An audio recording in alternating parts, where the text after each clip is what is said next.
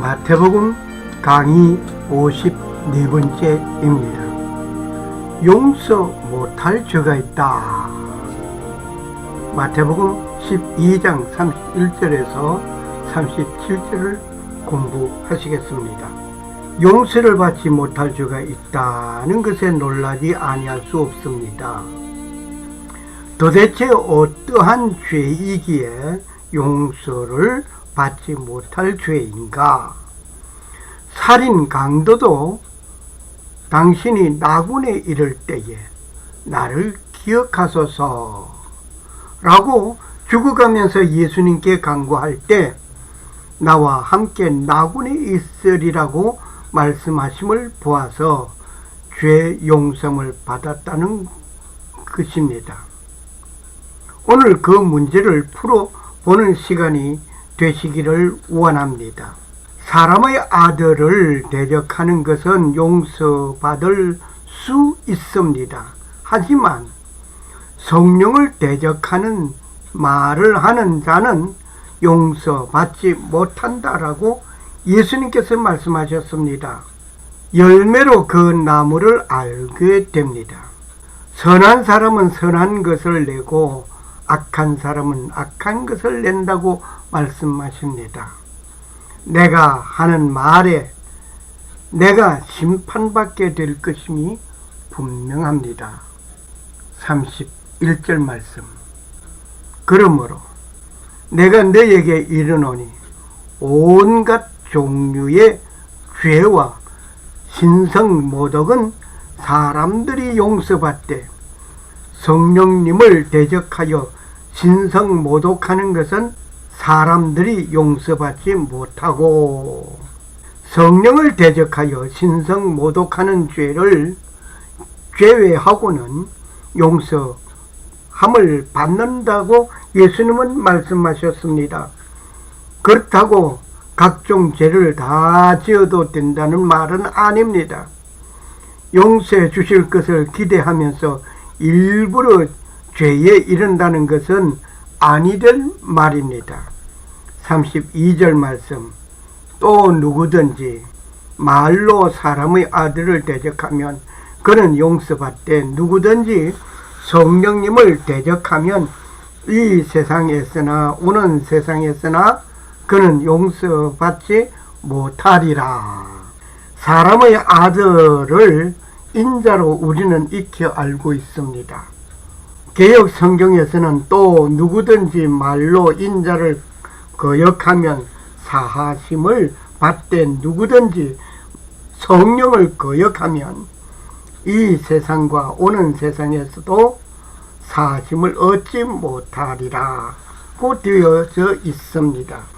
사람의 아들에 대하여 그리스도이심을 명확하게 나타내지 않는 가운데 인자라고 불려지고 있었습니다. 베드로는 예수님을 부인한 사건이 마태복음 26장 69절에서 75절에 기록이 되어져 있습니다.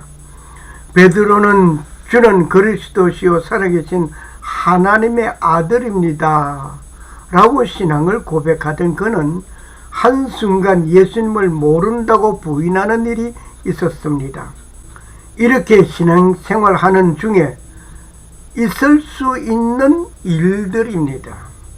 담대한 믿음의 행동이 못되어 발생한 일입니다. 만일 그 당시 베드로가 난 예수라고 하는 그가 행하는 모든 것이 하나님의 아들로서 역사하심을 부인한다라고 말을 하였다면 성령을 회방한 죄가 될 것입니다. 주 예수 그리스도를 나의 구주로 믿고 섬기다가 내 믿음의 삶에 주님을 모른다고 할 수 있습니다. 하지만 그 순간이 주님의 모든 구원의 사역을 부정하는 말로 행동하는 일은 하지 말아야 할 것입니다. 예수님께서는 사역하는 중에 성령의 역사하심을 부인하고 성령으로 이루어진 일들을 거부하고 바알세붑 힘으로 이루어진 것이라 하는 것은 성령을 회방하는 죄가 된 것입니다. 베드로는 순간 예수님을 모른다고 부인하였지만 그는 그리스도가 누구인가를 확실히 알고 오직 예수 그리스도만 증거하는 증인의 삶을 살았습니다. 성령의 역사를 부정하고 거부하는 것은 성령 회방죄입니다.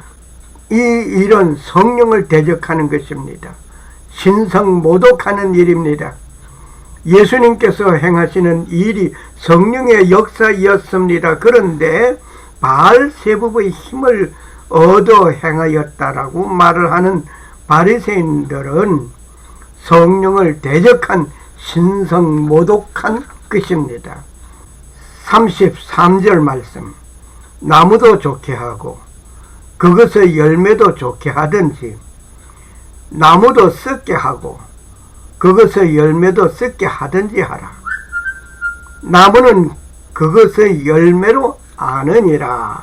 나무는 좋은데 못된 열매를 맺었다. 또는 나무는 별 볼 일 없는데 열매는 좋구나 하는 말을 하는 자는 없습니다. 이런 말이 있습니다. 들성 부른 나무는 떡잎부터 알아본다. 잘 될 가망성이 있어 보이는 아이를 보고 하는 말이기도 합니다. 그 나무는 그 열매를 보고 알게 되는 것입니다. 못된 나무가 좋은 열매를 맺지 못하는 것입니다. 포도나무에서 찔레를 따지 못합니다. 포도나무에서 포도가 열리는 것입니다. 34절 말씀, 오 독사들이 세대야, 너희가 악하니 어찌 선한 것들을 말할 수 있겠느냐. 이번 마음에 가득한 것을 말하느니라. 예수님께서 독사들의 세대라고 말을 하였습니다. 독사에게 물리면 죽게 됩니다. 성령을 회방하는 신성 모독하는 자들을 향하여 독사라고 지칭하심을 보니 이들에게 물리면 죽음을 면치 못하는 것임을 표현하신 말씀이라고 봅니다. 그런데 독사에게 물리면 해독제를 맞아야 합니다. 독사의 독을 해독하지 아니하면 죽게 되는 것입니다. 통계에 의하여 보면 전 세계에 뱀에게 물리는 자가 한 해에 500만 명이라고 합니다. 그 중에 10만 명이 목숨을 잃는다고 합니다. 약 40만 명이 영구한 장애인이 된다고 합니다. 독사 해독제는 2016년 6월이면 고갈될 것이라는 보고서가 발표되었습니다. 이제 얼마 남지 않은 것 같습니다. 그 안에 독사 해독제를 빨리 충분하게 비축해야 될 것 같습니다. 만일 코브라에게 물리면 코브라의 독에서 뺀 해독제를 사용하여 치료한다 말입니다. 뱀에게 물리면 어떤 뱀에게 물렸는지를 의사에게 말을 해야 빠른 치료가 된다고 합니다. 뱀에게 물리면 뱀으로 치료하는 것입니다. 이스라엘 백성들이 광야에서 불뱀에게 물렸습니다. 죽어가는 자들을 향하여 하나님은 모세에게 놋뱀을 만들어 장대에 달고 그것을 쳐다보라고 하셨습니다. 쳐다본 자는 살았습니다. 쳐다보라는 말씀에 내가 뱀에게 물렸는데 그것을 쳐다본다고 살아날 리가 없어, 치료가 우선이야 하면서 보지 아니하였다면 죽음이었습니다. 쳐다보려는 마음은 살리는 희망과 함께 쳐다보라는 말씀을 믿는 믿음이 있어야 보게 되는 것입니다. 독사에게 물리면 죽습니다. 하지만 그 독사의 독으로 만든 해독제는 살아납니다. 해독제는 그 뱀이었습니다. 장대에 매달린 뱀은 믿음으로 쳐다본 자들입니다. 살아났습니다. 모세가 광야에서 뱀을 든 것 같이 인자도 들려야 하리라. 요한복음 3장 14절의 말씀. 예수님은 이 독사에게 물린 자들을 위하여 영생을 주시려고 나무 십자가에 들려진 것입니다. 악한 자는 그 마음에 악을 품고 있기에 악한 말을 하고 악한 행동을 하는 것입니다. 35절 말씀. 선한 사람은 마음의 선한 보고에서 선한 것을 내고 악한 사람은 악한 보고에서 악한 것을 내느니라. 보고에 무엇을 두었는가에 따라 그 창고 이름이 지어지는 것입니다.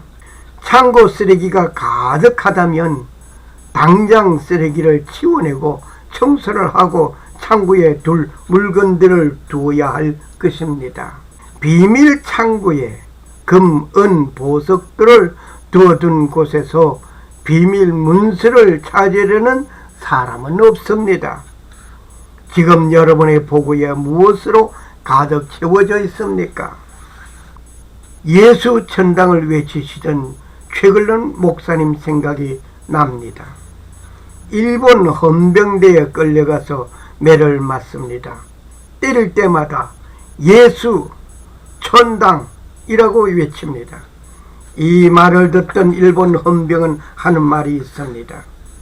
이놈의 영감탱이, 예수 천당 소리 아니하면 아니 때릴 것인데 예수 천당 한단 말이야. 그래도 최근령 목사님은 말씀하십니다. 저기 물병에 물이 가득한데 그 병을 치면 무엇이 쏟아지냐? 그야 물이지! 라고 대답하는 일본 헌병의 말을 이어갑니다. 나에게는 예수 천당이 가득하다. 그러니 나를 건드리면 예수 천당이 쏟아져 나오는 것이단 말이야.